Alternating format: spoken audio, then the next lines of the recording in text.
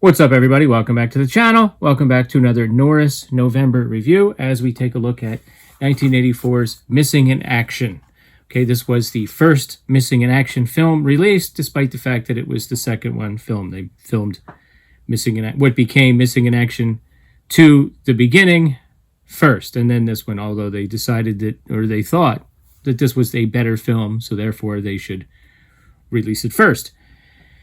And then just a few months later, really less than 6 months later, they released the prequel. Now, here's my thought. What if you weren't really sure? What if it was real close? I can't believe they thought that one was much better than the other. I really can't imagine that. But even if you thought one was a little bit better than the other, if you just released them in sequential order, couldn't you then say, hey, even better than the first one? I mean, there's always going to be one critic out there that agrees with you, right?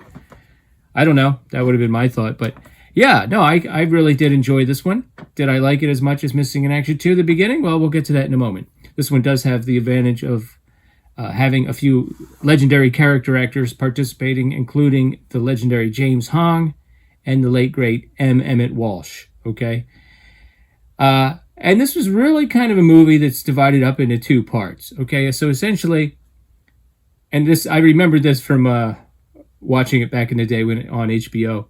I forgot about the beginning scene, which is, there's a flashback scene to Vietnam, which it seems to end with Chuck ready to commit suicide and blow some bad guys up. So I guess he was sort of remembering a version of something that happened, but then he wakes up in a hotel room and there's a Spider-Man cartoon on and there's a helicopter in the cartoon and he's kind of thinking back to Vietnam times. In that particular cartoon, Spider-Man is going up against the Shocker, who actually did show up in what was it? Spider-Man Homecoming, maybe? He was played by Bokeem Woodbine briefly. I mean, I thought they could have got more out of that character. Anyway, going off on a tangent here, I did remember that little bit. So then he agrees to go on a diplomatic mission back to Vietnam where they want to settle this issue of the POWs. And he butts heads with the senator and his assistant. The assistant is a little bit more sympathetic to him, but he's kind of a rough character. Doesn't really go there and show a lot of respect to the hosts and and then that's where we meet James Hong as the sort of the general. And he's got an assistant who's a real nasty guy who we saw in the flashback in the beginning. So he has a history with Chuck. Well, Chuck tells them off right in the middle of this ceremony and, ruffles a lot of feathers. And that night, despite the fact that they have an escort, like a guard around them all the time, he sneaks out into the city at night to get to the bottom of the issue of missing POWs that were still being held in captivity, despite denials that they were. And he causes a lot of mayhem, and then he has to escape. And then he heads to Bangkok, Thailand. So we've got lots of scenes in Thailand as he's sort of navigating the streets. He's got some Vietnamese intelligence / army personnel in hot pursuit. He meets up with his old friend, M. Emmett Walsh, who has a boat. So he basically wants to just go right from there into a rescue mission. And that's what happens.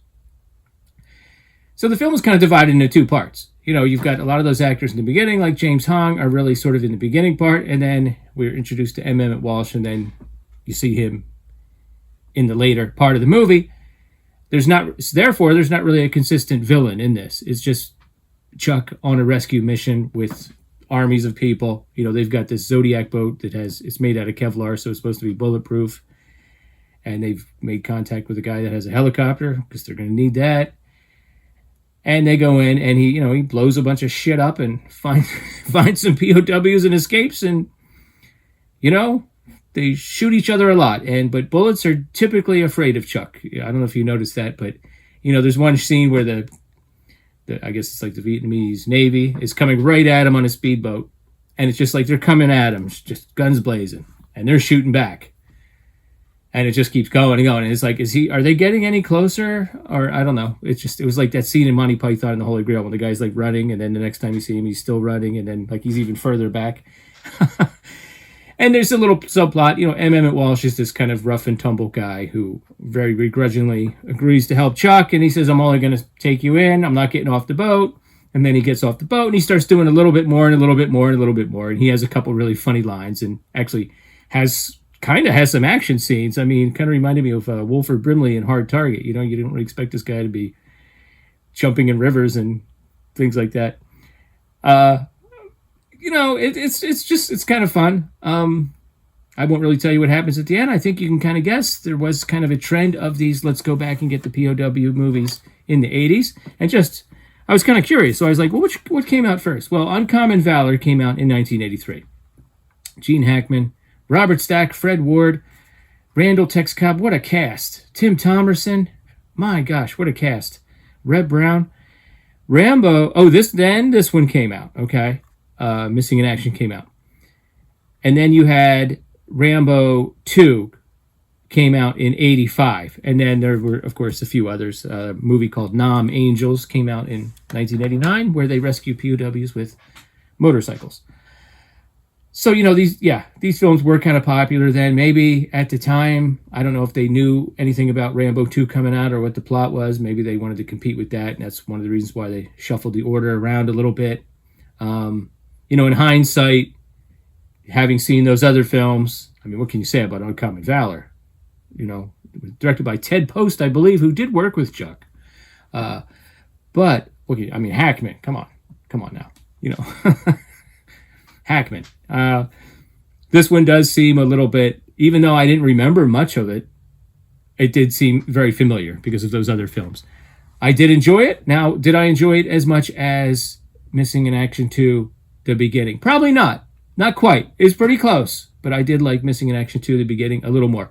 As I said in that review, I really liked Soontek O as the villain in that film. He was a consistent villain all the way up into the end when they have the final confrontation, the final fight. And I kind of like that. Whereas this one was just, you know, lots of sort of mayhem, like I said, lots of machine gunning each other, and sometimes the bullets apparently are just not finding their target. Yes, James Hong was good for as long as he was in it, and Mehmet Walsh is a lot of fun. Chuck is Chuck. I did enjoy it. By the way, it's directed by Joseph Zito, who directed Invasion USA, which is also on this compilation, which I reviewed last year if you want to check that out. And Friday the 13th, the final chapter, and I think The Prowler as well. So, yeah, there's some bloody mayhem in this for sure. But I did prefer the prequel a little more than this one. Let me know what your thoughts are. Out of all those, let's go back and get the POW movies. Which one's your favorite? Let me know in the comments below. And let me know what your thoughts are about Missing in Action. And come back again for some more Chuck Norris reviews. Thanks. Later.